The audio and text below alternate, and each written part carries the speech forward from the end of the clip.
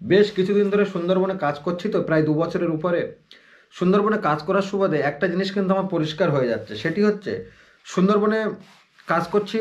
সেই সঙ্গে বহু বাংলাদেশি বন্ধু বান্ধব হয়েছে আমার ইদানিং। তাদের সঙ্গে বিভিন্ন বিষয় নিয়ে কথা হয়। একটা জিনিস বুঝলাম, এই ওরা বলছে হঠাৎ করে এখন আসার দরকার নেই, একটু কদিন দেরি করতে। বাংলাদেশের মানুষজন ভারত বিদ্বেষী হয়ে যাচ্ছে। 3টে পয়েন্ট বলার আছে। বাংলাদেশের মানুষজনকে খুব বেশি ভারত বিদ্বেষী আমার তো মনে হয় না, তেমনটা নয়। আর 2 নম্বর হচ্ছে ভারতের জাতীয় পতাকাকে তারা অপমান করছে। এটাকে বাংলাদেশিরাই করছে, অরিজিনাল যারা বাংলাদেশি, যারা 71-এর আন্দোলন তার সঙ্গে আম, জড়িত, বা সেই সময় থেকে যারা বাংলাদেশি, হিন্দু মুসলিম উভয়ই, তারা কি এর সঙ্গে জড়িত? মনে হয় না। তর্কের খাতিরে বলতে হয় যে আমাদের প্রতিবেশী রাষ্ট্র বাংলাদেশ, সে যদি এরকম একটা আচরণের মধ্যে দিয়ে যায়, তার পড়শি দেশ ভারতবর্ষ এবং তার অঙ্গরাজ্য হিসাবে পশ্চিমবঙ্গে সব থেকে বেশি এফেক্ট পড়বে। কারণ অনেকটা জায়গা জুড়ে আর বাংলাদেশের সঙ্গে আমাদের বর্ডার লাইন রয়েছে, সেই বনগা থেকে শুরু করে একদম সুন্দরবন অবধি বিস্তীর্ণ অঞ্চল। সেক্ষেত্রে তার এফেক্ট পড়ছে।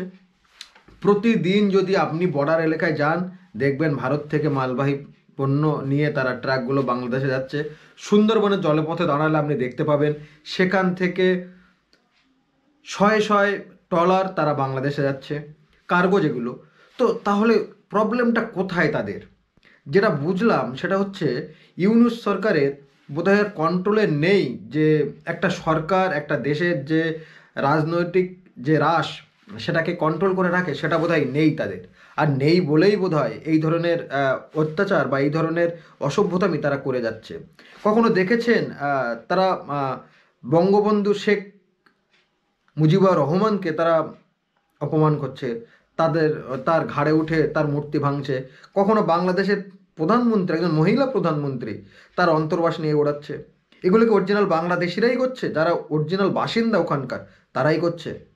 নাকি পিছন থেকে এক প্রকার জেহাদি, কোট অ্যান্ড কোট? কারা জেহাদি, কিভাবে জেহাদি হয়, আমার উত্তর নেই। আমি সত্যি জানি না জেহাদি কিভাবে তৈরি হয়, আর জেহাদি হতে গেলে কি কি পড়াশুনো করতে হয়, সেগুলো জানা নেই। কিন্তু একটা জিনিস কিন্তু আমি পরিষ্কার বুঝতে পারছি, সমগ্র বিশ্ব বাংলাদেশের এই শিক্ষা ব্যবস্থাটাকে চেনে না।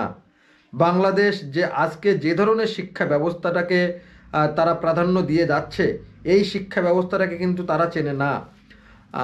বিশ্বকে তারা চেনা জানান দেয় না। সেক্ষেত্রে তাহলে এরকম ভারত বিদ্বেষী মনোভাব নিয়ে তারা যে কাজ করে যাচ্ছে, তারা ঠিক করছে? শেখ হাসিনাকে তারা ভারতে পাঠিয়ে দিয়েছে, ভারতে শেখ হাসিনা এসে রয়েছে, কোটানকোট যদি বলে পালিয়ে রয়েছে ভারতে, সেও মেনে নিলাম। কিন্তু এর বিপরীতে ইউনূস সরকার যখন এসছে, তার তো সুশাসন প্রতিষ্ঠিত করার কথা। সেক্ষেত্রে সে কি করছে? প্রতিদিন আপনি যদি পশ্চিমবঙ্গের বেসরকারি নার্সিংহোমগুলোতে দেখেন, দেখবেন বাংলাদেশিরা শয়ে শয়ে। কয়েকজন বন্ধু আছে আমার ব্যাঙ্গালোরে, সেখানেও বাংলাদেশিরা শয়ে শয়ে চিকিৎসার জন্য আসে। তাহলে তাদের চিকিৎসা ব্যবস্থা ভারতে, ভারত থেকে পেঁয়াজ ডিম থেকে শুরু করে কাঁচা লঙ্কা টমেটো সব তাদের দেশে নিয়ে যেতে হয়। সেরকম একটা জায়গায় দাঁড়িয়ে যদি তারা ভারত বিদ্বেষী মনোভাব পোষণ করে, তাহলে তো বলতে হয় বাংলাদেশের আপামর জনসাধারণও এর সঙ্গে জড়িত। না হলে এরকম একটা সংঘবদ্ধ একটা বিদ্বেষ কিভাবে তৈরি হয়? এবার আসি হিন্দুদের উপর অত্যাচারের কথায়। যখন 71-এর আন্দোলন হয়েছিল, একটু ইতিহাস নিয়ে যখন কথা বলতে চাই, তখন একটুখানি বলতে হয় সেক্ষেত্রে কিন্তু ভারত থেকে সেনা গেছিল মুসলমান, কোট অ্যান্ড কোট মুসলমান, যারা বাংলাদেশি, যারা হিন্দু, উভয়কেই বাঁচাতে। সেক্ষেত্রে কিন্তু ভারতীয় সেনা পাকিস্তানের বর্বরতার হাত থেকে হিন্দুদের রক্ষা করেছে, মুসলিমদের করেন এমনটা করেনি। ভারত বরাবর উগ্র জাতীয়তাবাদকে প্রাধান্য দেয়, এমনটা যদিও আমি বলে থাকি, সেক্ষেত্রেও কিন্তু এটাও বলতে হবে ভারতে সব থেকে বড় ফিল্ম স্টার যারা, তারা মুসলিম, তারা ভারতের হিন্দুদের সমর্থন পায়।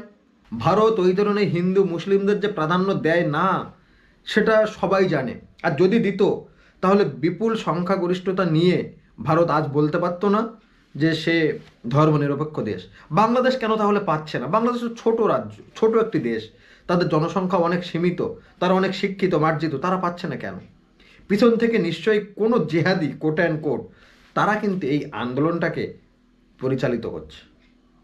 না হলে প্রধানমন্ত্রীর অন্তর্বাস ওড়ানো হয় না, বঙ্গবন্ধু তাদের পিতা, তার মুখে থুতু ছেটানো হয় না, এটা বাংলাদেশের শিক্ষা ব্যবস্থার মধ্যে পড়ে না।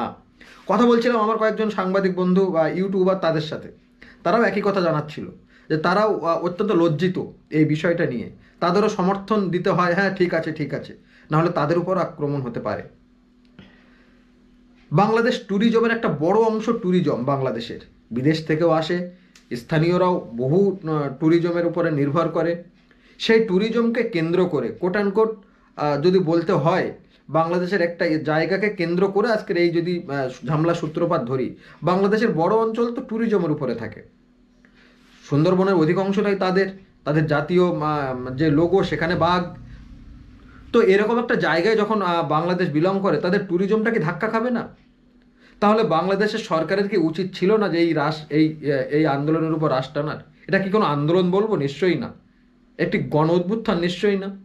একটা খণ্ড বিখণ্ড, একটি বিকৃত মানসিকতার একটি পরিচয় দিচ্ছে সেখানকার কিছু জিহাদি। এখন এখন তর্কের খাতিরে বলা যেতে পারে যে বাংলাদেশের এই যে এই কোট অ্যান্ড কোট যে এই আন্দোলনের তাহলে নির্যাস কি উঠে আসছে? নির্যাস উঠে আসছে দুই তিনটে কারণ। এক, উন্মাদ মানসিকতা। দুই, অসুস্থ মানসিকতা। আর তিন, বর্বর মানসিকতা। এই কথাগুলো সমর্থক কথা, কিন্তু এই কথাগুলো তাদের বসাতে হবে। যারা বাংলাদেশে অনেক বন্ধু বান্ধব তারা ভারতে এসে লেখাপড়া করে, তাদের মেধাকে অবশ্যই স্বীকৃতি দিতে হয়, তাদের মেধাকে তারিফ করতে হয়। তাদের মেধা তাহলে কোথায়? যদি এইভাবে একটা দেশ, যদি এইভাবে ধীরে ধীরে একটি জাতিগত একটি পরিচয়ে তারা পরিচিত হতে চায় মুসলিম আর হিন্দুদের উপর অত্যাচার নিয়ে, চিন্ময় প্রভুর যে ঘটনাটি ঘটেছে বাংলাদেশে, সেই ঘটনাটাকেও যদি আমাকে তুলে ধরতে হয়, তাহলে একটা কথা কিন্তু বলতে হয়, চিন্ময় প্রভু হিন্দু যে ইস্কনের যে মানে ধারক ও বাহক ইস্কন মন্দিরের হিন্দু জাগরণের, সেখানে বাংলাদেশে তাহলে কি সেটা অপরাধ? বাংলাদেশ তো ধর্মনিরপেক্ষ হিসেবে এতদিন ছিল, অবশ্যই মুসলিম বেশি সেখানে, তবুও তো ছিল। তাহলে কি শেখ হাসিনা চলে যাওয়ার পর ইউনূস সরকার আসলো, তিনি তো নোবেল বিজয়ী, কোট অ্যান্ড কোট বলা হয় নোবেল বিজয়ী ইউনূস আসছেন, তাহলে তিনি কি ধর্মনিরপেক্ষতার পক্ষে সওয়াল করছেন না, নাকি তার হাতে কন্ট্রোল নেই? আবার একটি অভ্যুত্থান হবে নিশ্চয়ই, আবার তারা স্বাধীন হবে। তারা এই ধরে দ্বিতীয়বার স্বাধীন হলো, এবার তৃতীয়বার তারা স্বাধীন হবে। এই স্বাধীন হওয়ার পর বাংলাদেশ যে কোথায় যাবে তা নিয়ে কিন্তু সংশয় আছে। বাংলাদেশের ক্রিকেট, বাংলাদেশের ফুটবল, বাংলাদেশের লেখাপড়া সবগুলো কোশ্চেনের মুখে তো পড়বেই। সেই সঙ্গে আমরা যারা ঘুরতে ভালোবাসি, ট্যুরিজম ভালোবাসি, তাদেরও একটা কোশ্চেনের মুখে পড়তে হচ্ছে। তার কারণ বাংলাদেশ যদি এরকম একটা জায়গায় চলে যায়, সেক্ষেত্রে আমরা যারা বাংলাদেশকে নিয়েও গর্ব করি, সেই জায়গাটা কিন্তু এবার ভাবতে হচ্ছে। বাংলাদেশের হিন্দুদের উপর যে অত্যাচার, তা নিয়ে আমাদের উদ্বেগ থাকছে। যদি মুসলিমদের উপরেও অত্যাচার হতো, সেভাবেই আমাদের উদ্বেগ থাকতো। কারণ মানুষ হিসেবে বাংলাদেশেই মানুষ যে নিপীড়িত হচ্ছে, এটাই শেষ কথা। দেখি চিন্ময় প্রভুর শেষ পর্যন্ত কি হয়, বাংলাদেশ কোন দিকে যায়, বাংলাদেশের সেনার হাতে শাসন কোন দিকে যায়, নাকি শাসকের হাতের শাসন, সেটি দেখতে হবে। এই পর্ব এখানে শেষ করব, দেখা হবে পরবর্তী পর্বে। আর অবশ্যই জানাবেন এই পর্বটি কেমন হলো। ধর্ম নিরপেক্ষতার প্রশ্নে বাংলাদেশ কোন দিকে যাচ্ছে সেই প্রশ্নও রাখছি, আর কমেন্টে আপনারা জানাবেন আপনাদের মতামত।